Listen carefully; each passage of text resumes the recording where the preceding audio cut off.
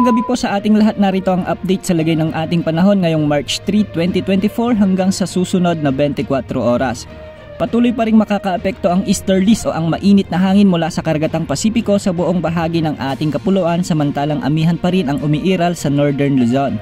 Makikita natin sa ating satellite animation na magdadala pa rin ang easterlies ng kaulapan sa bahagi ng Caraga, Davao Region at sa may Northern Mindanao. Kaya ngayong gabi asahan pa rin ang maulap na kalangitan at kalat-kalat na mga pag-ulan, pagkidlat at pagkulog sa mga nabanggit na lugar. Mataas din ang tsansa ng mga mahihinang pag-ulan sa eastern section ng Luzon at eastern Visayas, dala pa rin ito ng umiiral na easterlies, ngunit mga panandaliang pag-ulan lamang ang inaasahan sa mga lugar na ito. Sa Metro Manila at iba pang bahagi ng Luzon ay asahan ang maliwalas na panahon ngayong gabi, ngunit asahan lamang ang mga isolated na pag-ulan, dulot naman ng mga localized thunderstorms.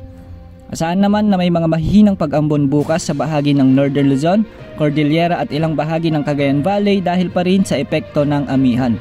Sa kasalukuyan, wala tayong namomonitor na anumang weather disturbance gaya ng low pressure area o bagyo sa loob o labas man ng ating area of responsibility hanggang sa mga susunod na araw, kaya asahan ang maaraw na panahon hanggang sa susunod na linggo.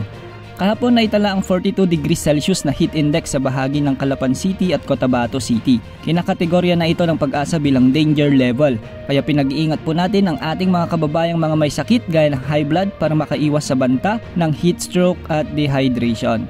Sa ngayon, may nakataas na gale warning sa karagatang sakop ng extreme Northern Luzon, particular sa seaboards ng Batanes at northern coast ng Cagayan, kasama ang Babuyan Islands, at sa western and northern seaboards naman ng Ilocos Norte, kaya pinag-iingat po natin ang ating mga kababayang mangingisda sa mga lugar na ito.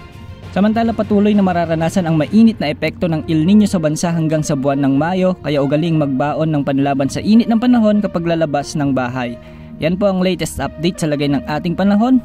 Maging handa sa bawat oras dahil minuminuto ay nagbabago ang panahon. Ito po ang weather update ng bayan. Maasahan anumang panahon.